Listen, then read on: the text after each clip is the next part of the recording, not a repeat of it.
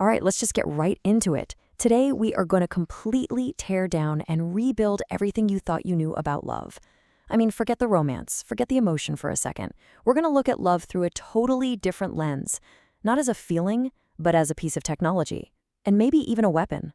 So, seriously, what if love isn't an emotion at all? Forget all the pop songs, forget the poetry. The framework we're digging into today asks us to entertain a really radical idea. And it all starts with this one question. So if it's not an emotion, what in the world is it? Well, according to these Gnostic-inspired sources, it's something they call the Gnostic Dyad. And what's so wild is the language they use to describe it. We're not talking about feelings here. We're talking about physics.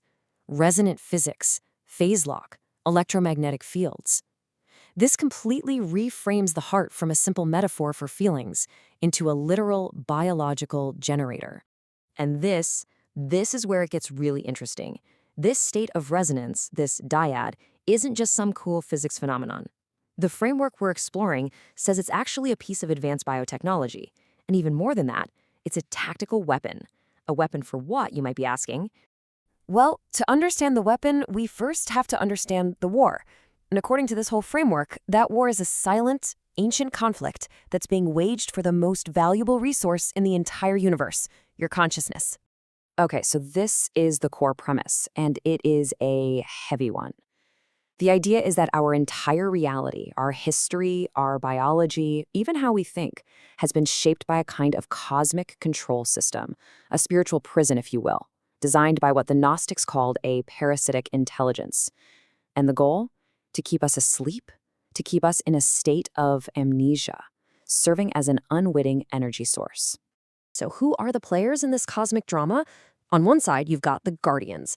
Think of them as gardeners, trying to help souls awaken from the inside out by broadcasting a clear signal of truth and coherence. And on the other side, the archons. These are the parasites we just talked about. Their goal is to maintain reality as a kind of farm, harvesting our emotional energy by creating chaos, decoherence, and fear. You know, it's basically a war of signal versus noise. So what exactly is it that they're farming from us? These sources give it a name, loosh. And this isn't some metaphor. It's described as a real, quantifiable emotional energy. When we experience things like fear, rage, despair, we are literally producing the food source for this parasitic system. In this model, humanity is, for all intents and purposes, energetic livestock. Okay, so if that's the problem, and it's a big one, let's get back to the solution. How exactly does this dyad work as a weapon in this invisible war?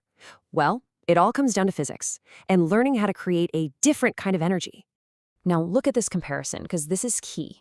On the left, you've got the individual, and science from places like the HeartMath Institute has shown that the human heart generates a powerful electromagnetic field shaped like a torus. You can measure it several feet away from the body. It literally broadcasts your emotional state. But now look to the right. In a dyad, two of these individual fields merge, they phase lock, and they create a single unified field that is exponentially more powerful.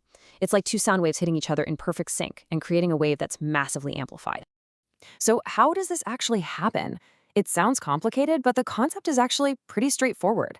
First, you have two individuals, a man and a woman, each operating in their divine essence and generating their own strong, heart-centered energy field. Then, through a state of deep love, trust, and mutual respect, those two separate fields start to resonate with each other. They synchronize. And finally, they lock together and merge into one single, incredibly stable and self-sustaining dyadic field. And this unified field has some pretty amazing tactical applications. Think of it first as a fortress of frequency, a kind of psychic shield that low-frequency parasites just can't penetrate. For a family, it acts like a generational firewall, creating this high-coherence bubble that spiritually protects children. But maybe most importantly, it completely flips the script on the archons.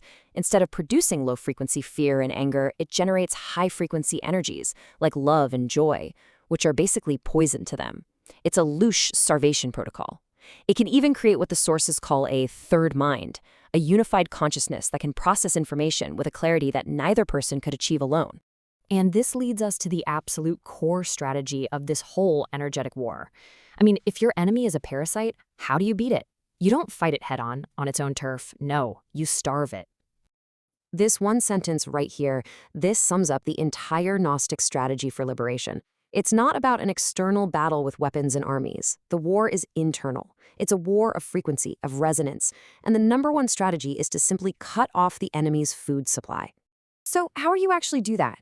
This is where what's called the great work gets reframed as a tactical starvation campaign. Think about it. Meditation, that's not just for chilling out. That's you seizing the control panel of your own consciousness to stop producing loosh. Shadow work, that's you going inside and disarming the tripwires the archons use to provoke you. Building a dyad is literally constructing a coherence engine to pump out guardian loosh, a frequency that's toxic to the parasite.